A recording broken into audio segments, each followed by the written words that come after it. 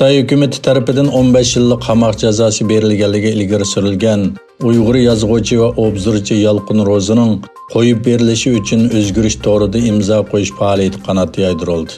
Sharq Turkiston madaniyati uchur markazining raisi Abdujalil Qarqash Yalqin Ro'ziga o'xshash xalqning cho'nqur hurmatiga erishgan bir kishiningmi tutqun qilinganligi va Xitoyning irqiy va madaniyat qirg'inchiligidan nasibasini olganligini ta'kidlab, dunyodagi barliq Sharq Turkistonliklarni bu faoliyatga ovoz qo'shishga chaqirdi. Yalqin Ro'zining tutqun qilinishi va jazolanishining hech qanday qonuniy asosi yo'qligini ta'kidlagan Abdujalil apandi mundaq dedi.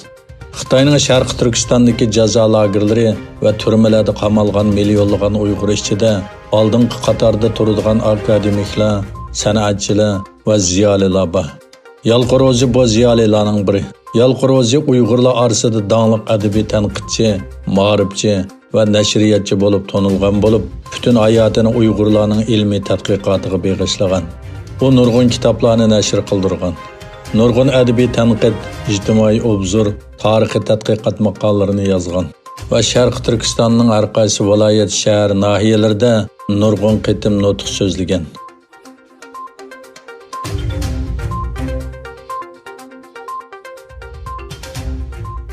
Amerika parlament a'zolari Trump hukumatiga maktub yo'llab, Uyg'urlarni bostirgan Xitoy amaldorlariga embargo yurgizishga chaqirdi.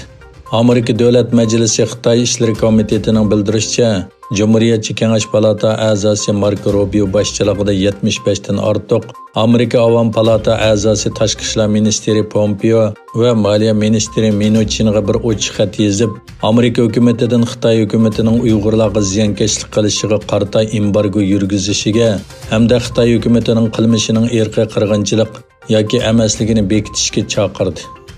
Rubio maktubda Amerika uchun harakat vaqti keldi dedi. Ochiq xatda mundaq deyildi. Amerika va xalqaro jamiyat Xitoyning Uyg'urlarga ziyonkashlik qilish masalasiga javob qaytarishi kerak. Chunki Xitoyning Uyg'ur onalarini, madaniyatini va diniy yodgorliklarini qasddan vayron qilganligiga, Uyg'ur ayollariga zo'ravonlik qilganligiga oid nurg'un faktlar bor. Parlament a'zolari yana Amerika hukumati va uning ittifoqdoshlarini Birlashgan Davlatlar Tashkiloti bexatarlik kengashida bu temada yig'ini ichishga va Uyg'ur diyoridagi amaliy ahvolni tekshirish uchun alohida elchi avatishga chaqirdi.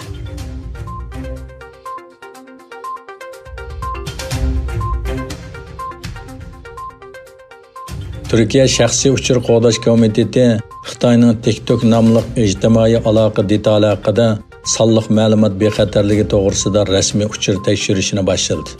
Anadolu agentligining xabar qilishicha, bu organ rasm, video hambaharlash va xabarlash detali TikTok haqida yaqinda matbuotlarda tilga ilingan shaxsiy uchurlarni qo'g'dash jihatdagi yo'chiqqa doir pash qilishlarga asosan rasmiy tekshirishni boshlagan. TikTokning sonliq ma'lumotiga xiloflik qilish qilmishlari tuvandikicha. Yonpun taqalgan vaqtda ovoz va sin xotirlaydi. Telefonning kamerasi va mikrofonni kontrol qila oladi. Lozimli hujjatni yonfoningizga yuklay oladi. Siz ko'chirgan har bir mazmunni saqlaydi. Siz ishlatgan telefonning barliq qattiq detal iqtidorlari to'g'risidagi uchurlarni to'playdi. To'g'ri munosabatlik IP adres va Wi-Fi ziyorat ismingizni xotirlaydi. Bu yumshoq detalning navbatda Turkiyada 30 millionga yaqin agashguvchisi bor.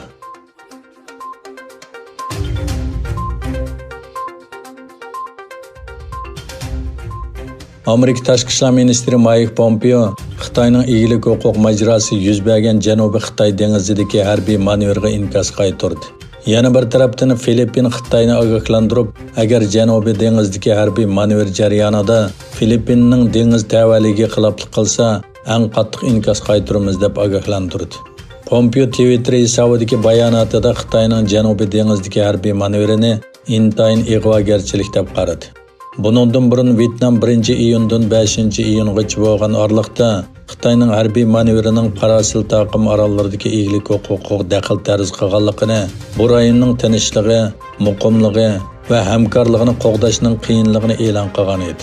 Yana bir tarafdan Filippin Xitoyni ogohlantirib, agar Janubiy dengizdagi harbiy manevr jarayonida Filippinning dengiz tavalligiga xiloflik qilsa, eng qattiq inkos qaytaramiz dedi.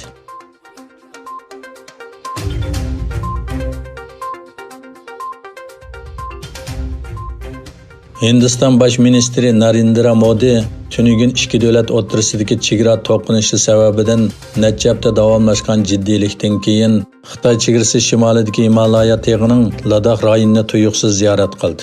Suratlarda ko'rsatilishicha, Modi harbiy forma kiygan bo'lib, Ladakhning Nemo rayonidagi bir bazada harbiy qismlar bilan ko'rishgan.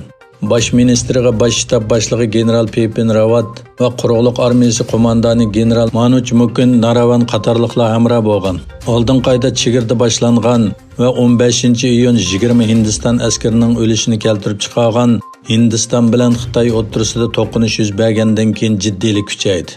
Hindiston taratqullarining hukumat manbalarini asos qilgan xabarlarda 43 nafar Xitoy askarining to'qinishda o'lganligi yoki og'ir yaralanganligi ko'rsatildi.